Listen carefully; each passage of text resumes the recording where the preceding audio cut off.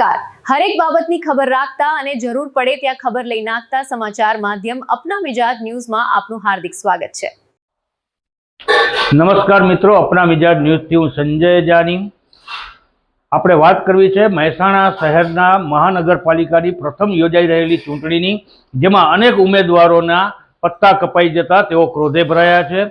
અહીંના તાલુકા મહિલા મોરચાના પ્રમુખ તેમજ મહિલા મોરચાના મંત્રી સહિતના લોકોએ રાજીનામા ધરી દીધા છે.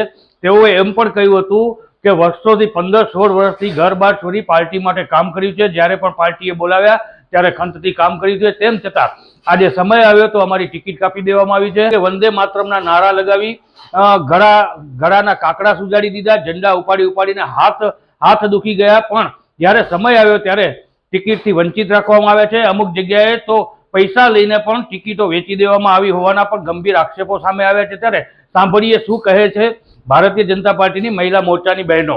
બસ નારાજ એક જ છું. હું આજે પાર્ટીમાં 16 વર્ષથી આજે ભાજપમાં કામ કરું છું. પહેલા મને સરળ ઇન્ચાર્જ જિલ્લામાં બનાવી હતી. આજે ઉપર કાર્યકર્તાઓમાંથી, મહામંત્રીમાંથી હું કાર્યકર્તામાંથી જિલ્લા ઇન્ચાર્જ આવી, વોર્ડ પ્રમુખ, શક્તિ કેન્દ્ર ઇન્ચાર્જનું કામ કર્યું છે, બુથ લેવલથી મેં કામ કર્યું છે. અને આજે હું મહામંત્રી બી મારી 2 ટર્મ પૂરી થઈ ગઈ છે. અને એક આશા હતી કે જ્યારે વિશ્વકર્મા સાહેબે એવું કીધું હતું કે પાથરવા વાળા, ખુરશીઓને સાફ કરવા વાળા, ઝંડા લગાવવા વાળા એવા દરેકના આજે ટિકિટમાં ગણતરી થશે. તો અમે આજે એ આશા લઈને આજે અમે આખા ફોર્મ ભર્યું હતું. એ આશા લઈને આજે વોર્ડ નંબર 5માં ફોર્મ ભર્યું હતું મેં ઉમેદવારી. અને મારી તો ટિકિટ અહીંયા સામાન્ય સીટ હતી જ. તો આજે મારા વોર્ડમાંથી એક આશા કે ભાઈ મારી ટિકિટ ફાઇનલ છે બધાના અમારા અહીંયાથી. અને એમને મારી ટિકિટમાંથી મારું જ નામ પેલું સાઈડ કરી દીધું હતું આ લોકોએ. અને આજે મને અહીંયાથી ટિકિટ આપવામાં આવી નથી વોર્ડ નંબર 5માં. એનાથી હું ખૂબ જ પાર્ટી તરફ હું નારાજ છું. અને પાર્ટીએ બહુ જ મારી જોડે ખોટું કર્યું છે. હું 16 વર્ષથી બુથ લેવલથી કામ કરું છું કે દરેક સોસાયટી ઘર કરીને આજે મેં કોઈ જગ્યા મારી વોર્ડમાં તમે જઈને પૂછી આવશો તો તમને ખ્યાલ બી આવશે કે કોઈ જગ્યા મારું કામ નિષ્ક્રિય નહોતું. એમને એમ કીધું બહેનો લાવો તો મેં બહેનો બી લાવીને એમના ગમે તે પ્રોગ્રામમાં કામ આપ્યું છે. તો બી મને પાર્ટી આજે ટિકિટમાંથી સાઈડ કરી છે અને મને ટિકિટ નથી આપી વોર્ડ નંબર 5માં. બસ એટલે દરેક આગેવાનશ્રીને હું એક જ વાત કરું છું કે મને ન્યાય આપવાનું, કે મારી જોડે કેમ આવું કર્યું તમે.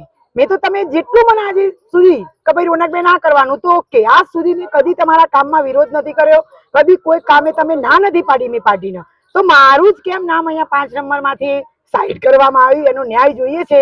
તો હું બસ આના ન્યાય માટે એક અપેક્ષા રાખું છું દરેક આગેવાનશ્રીઓ જોડે. મહિલા મોરચા પ્રમુખ નો હતો. છેલ્લા 2 વર્ષથી મને એ હોદ્દો આપ્યો છે. હું એટલા માટે આપવું પડ્યું કે જયારે મોદી સાહેબ એમ કે છે કે બેનો આગળ વધો, જયારે અમે આગળ વધવાની કોશિશ કરી, ટિકિટ માંગી, ટિકિટ આપી પણ ખરી. અને રાત્રે 9, 9:30 સુધીમાં નક્કી હતું, ફાઇનલ હતી. અને પછી એમ કે છે કે તમારી ટિકિટ કપાઈ, પૈસા ખાધા હશે, કાં તો જે અમારા વિરોધી હશે એમને કઈ હા ના કીધું હોય ઉપર સરકારને, બીજું શું હોય તો ખબર નહીં. હવે સરકાર અમને જવાબ આપે ત્યારે જે ભાઈએ ફોર્મ ભર્યું છે, જે મારું ફોર્મ હતું એની જગ્યાએ જે ઠાકોરભાઈએ ફોર્મ ભર્યું છે, એને સવારે મને મેસેજ આવ્યો મને કે બેન તમે ફોર્મ ભરવા આવશો મારી જોડે. મેં કીધું ના, મારે આજ મીડિયામાં ને ન્યૂઝમાં જવાનું છે, બધાને મારે કહેવાનું છે કે ભાઈ મારી ટિકિટ કેમ કાપી, એના માટે મારે લડત લડવાની છે. તો એને મને ઉલટાનું એમ કીધું કે રાત્રે સમીકરણ બનાવ્યું, ઠાકોર સમાજનું સમીકરણ કરાવ્યું ને ઠાકોર સમાજના ટિકિટ. તો અત્યાર સુધી શું હતું? તો એમને પહેલેથી જ ના પાડી દેવી હતી ને. જયારે નટુજી ઠાકોરને અમે કહેવા ગયા કે સાહેબ હું ફોર્મ ભર્યું છે, તો એમને ઉલટાનું મને ફોર્મ નતું ભર્યું એ પહેલા અમને શાબાશી આપી કે આગળ વધો, અમે તમારી સાથે જ છીએ. તો એ વખતે જ એમને ના પાડી દીધું તો અમે ભરત જ ના. આજ અમારે ચૌધરી સમાજની હું દીકરી છું તો મારી ઇજ્જત ને આબરૂનું શું? મારો હોદ્દો મહેસાણા મહિલા મોરચામાં મંત્રી તરીકે છું. અને મેં રાજીનામું બસ એટલા માટે જ આપ્યું કારણ કે મારી ટિકિટ કપાઈ છે. હું અત્યારે વોર્ડ નંબર 6માં કાર્યકર્તાની તરીકે છેલ્લા 5 વર્ષથી કામ કરી રહી છું. હું એકલી જ આખા લેડીઝોમાં એકલી વોર્ડ નંબર 6માં કાર્યકર્તા હતી.